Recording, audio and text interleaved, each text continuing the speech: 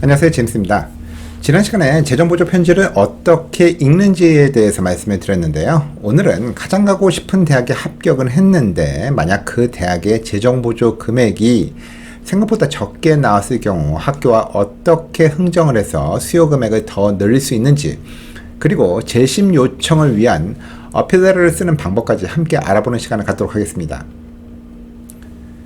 여러분들이 원하는 대학에 합격을 했지만 여러분 가정의 재정 상태를 고려해 봤을 때 도무지 감당하기 어려운 학비 고지서를 받는 경우가 있습니다. 아마도 그 대학에서 제안한 재정 보조 금액의 액수가 여러분들의 가정의 재정 상태를 제대로 반영하지 못했기 때문일 텐데요. 말씀드렸다시피 재정 보조 금액은 여러분들께서 제출한 FAFSA나 CSS 프로파일, RDOC 패킷 등을 통해서 산정된 금액입니다만, 가끔은 그러한 재정 서류들이 가정들의 복잡한 재정 상황을 충분히 설명할 수 없거나 이미 세금 보고 후에 발생한 재정상의 변화를 충분히 반영하지 못한 상황에서 일어나는 경우가 많습니다.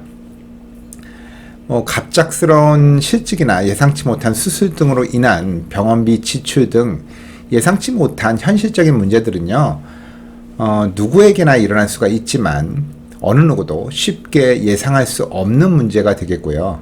아울러 일부 가정의 경제적인 측면에서는 단기적으로는 입학마저도 어려울 수 있는 상황으로 변할 수 있는 거기 때문에 이러한 가정 재정 변화에 대해서 대학 측에 적극적으로 알리려고 노력해야 한다는 점이 매우 중요한 일입니다. 여러분들에게 합격 통지를 한 대학은요, 여러분이 자신들 대학에 입학하기를 진심으로 원하고 있습니다. 그래서 합격 통지를 보낸 거니까요. 그리고 대학의 재정 담당 직원들은 여러분들이 그 대학에 실제로 등록해서 다닐 수 있도록 가능한 방법을 제시해 줄 수가 있습니다. 따라서 여러분이 합격한 대학의 재정 담당관과의 컨택을 절대 망설일 이유가 없습니다. 앞에서 제가 언급한 것과 같은 그럴듯한 이유가 없어서 금액에 있어서 크게 달라질 것 같지 않아도 재심 요청을 하는 거는요, 어느 정도의 그만한 가치는 있습니다.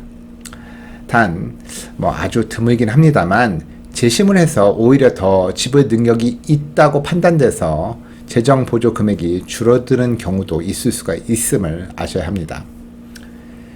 재심 요청은 대학에서 제시한 절차와 방법에 따라서 하면 되는데요. 대부분의 경우 장학금 재심위원회에 어필 레터를 보내는 것으로 시작이 됩니다. 돈 없으면 대학에 못 가는 게 당연한 시대를 겪었던 우리 한국 부모님들은요, 대학에서 일단 얼마라도 준다는 게 어딘데 하물며 이미 결정된 금액이 적다고 편지를 보내는 사람이 많을까 하고 생각하시는 분들이 있겠지만요, 의외로 이러한 어필 레터를 보내는 학생들의 수는 꽤 많은 편입니다. 실제로 대학의 재정부서에는요, 이러한 어필 레터만 따로 담당하는 직원들이 근무하는 경우도 많습니다. 일반적으로 어필 레터는요, need base의 financial aid 경우에만 쓸 수 있다라고 생각하시는 분들이 계실지도 모르겠습니다만, 그렇게 산정되는 것은 아니고요. merit base의 scholarship의 경우에도 보낼 수가 있습니다. 여러분이 장학금을 신청한 이후에 어느 분야에서 큰 상을 받았다던가 또는 큰 성취를 이룬 경우에는 이러한 부분을 새로 반영해서 적용해 달라는 내용으로 어필 레터를 보낼 수가 있습니다. need base의 financial aid의 경우 어필 레터를 써서 재산정을 받는 경우는요, 대개 여러분들이 이전에 제출한 FAFSA나 CSS 프로파일 등의 재정 서류에서 착오가 발생한 경우이거나 여러분이 재정 서류를 제출한 이후에 가정의 재정 환경에 급격한 변화가 생긴 경우입니다. 따라서 이런 경우에 재정 담당관에게 전화를 해서 이런 상황을 설명을 하고 도움을 요청하는 것이 좋겠습니다만, 대부분의 경우에 어필 레터에 이러한 내용을 쓸 것과 이를 입증한 자료를 함께 보내줄 것을 요구할 것입니다.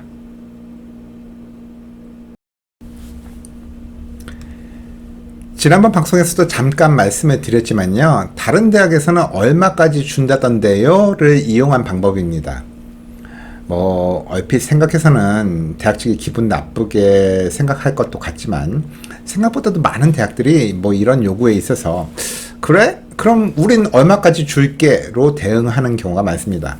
뭐 흔히 마켓에 써있는 최저가 보장 프로그램과 비슷하게 느껴지기는 합니다만 단 여기서 비교가 되는 다른 학교는 흥정하려고 하는 대학과 비슷한 수준의 대학이어야 합니다.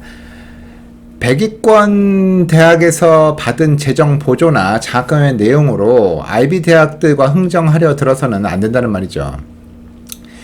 일반적으로 아이비 대학들은요, 같은 아이비 대학들이나 다른 탑 10 학교들의 재정 지원서 정도를 비교 가능한 것으로 인정을 하고 있습니다. 만약에 여러분이 비교 가능한 대학에서 보낸 조금 더 좋은 조건의 재정 보조 지원서를 보여줄 경우에 대학은 여러분들께 같은 금액 또는 그보다 더 많은 지원 금액으로 수정해 줄 확률이 매우 높습니다. 대학들이 이러한 경쟁을 하는 이유는요, yield rate과 관계가 있는데요. 조금 더 많은 재정 지원을 함으로써 경쟁 대학의 yield rate는 떨어뜨리고 자기 대학의 yield rate는 더 높이는 결과를 갖기 때문입니다.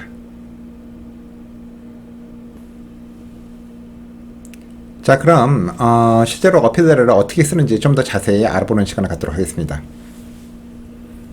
우선은 여러분들을 소개를 해야겠죠. 이름이 뭐고 어느 고등학교를 나왔고 어디 출신인지에 대해서 쓰시고요. 이 대학에 입학하게 되어서 얼마나 감사하고 기대에 부푼지 쓰시면 되겠습니다.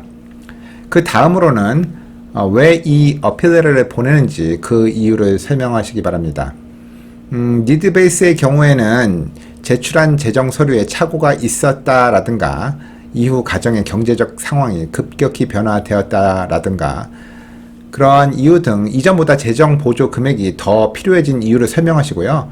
만약에 뭐 메릿 스칼러십의 경우에는 학업적으로나 엑스트라 커리큘러에서 새로운 성취가 있었다든가 새로이 받은 좋은 성적 등을 언급하시면 되겠습니다.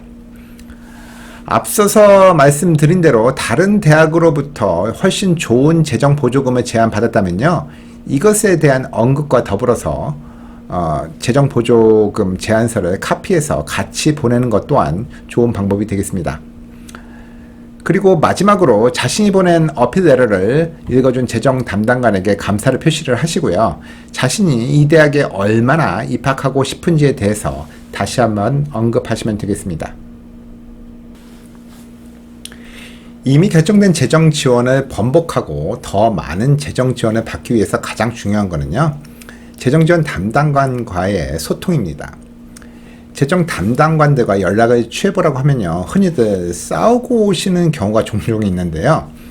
재정 담당관을 상대방 또는 심지어는 적으로 인식하시기 때문입니다. 재정 담당관들, 특히 어필 담당자들의 역할은요, 이미 합격 결정이 난 학생들을 어떻게 해서든 자기 학교에 등록할 수 있도록 돕는 것입니다. 그런데 학부모님들 입장에서는 내 딸에는 힘들게 설명을 했는데도 불구하고 학교 돈이 무슨 재정 담당관 자기 돈도 아닐 텐데 웬만하면 그냥 탁 줬으면 좋겠는데 이것저것 따지고 이거 가져와라 저거 가져와라 하니 언성이 높아질 수밖에 없는 것입니다. 그렇지만 재정 담당관과 상담 전에 다시 한번 마음속에 새기고 가셔야 되는 부분은요. 이러한 재심 청구를 하는 학생들이 굉장히 많고요. 어필 담당 직원 수에 비해서 일이 훨씬 많아서 대부분 이 시즌에는요. 다들 지치고 민감해져 있다는 사실입니다. 그렇지만 앞에서도 말씀드렸다시피 이들의 임무는요. 합격한 학생들이 최종 등록할 수 있도록 돕는 것입니다. 따라서 내 주장을 관철시키기보다는 협조를 구하는 태도를 가지고 상담을 하시는 것이 재정보조 협상에 있어서 가장 좋은 결과를 이끌어낼 수 있는 최상의 방법임을 명심하시기 바랍니다. 이미 결정된 일을 번복하도록 만드는 일은요, 언제나 과정이 길고 힘든 일입니다. 비록 스트레스 받는 일이긴 하지만요, 그렇게 함으로써 드림스쿨의 입학이 현실화가 된다면 충분히 해볼 만한 가치가 있는 방법일 겁니다. 과정이 힘들었어도요, 결과가 좋으면 힘들었던 일도 추억으로 바뀌게 되기 때문입니다. 지금까지 입시 전문가 제임스였습니다. 감사합니다.